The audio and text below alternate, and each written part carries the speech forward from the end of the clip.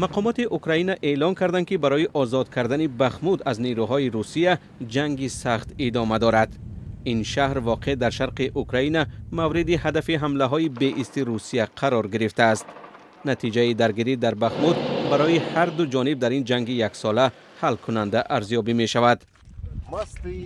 در حالی که نیروهای روسیه با محاصره بخمود خواستند نخستین دستاوردشان را در نیم سال اخیر نمایش بدهند، سربازان اوکراینی به آن مقابله کردند. پایان زمستان امسال شاهد نزاع‌های خونین در تمام دوره جنگ در اوکراین شد. یک فرمانده اوکراینی در بخمود این جنگ را دوزخ تصویر کرده است. سخنگوی یک قسم نظامی در این شهر گفت حمله های پی در پی روسیه تا هنوز ناکام بودند.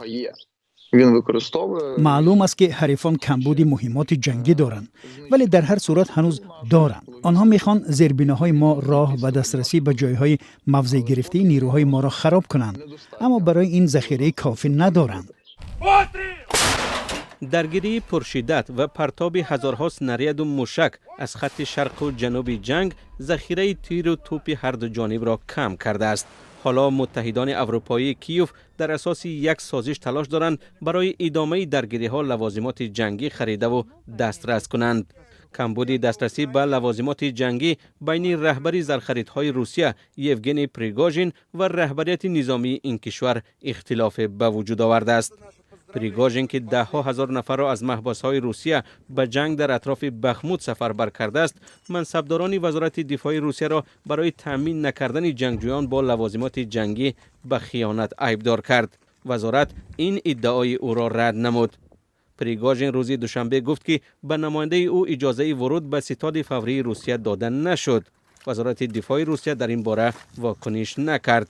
با این حال روسیه در هفته‌های اخیر در جنگ تا جای پیشرفت دارد و تصرف بخمود را یک قدم مهم برای رسیدن به هدف اساسی خود یا اشغال قلمروی دانباس می‌داند.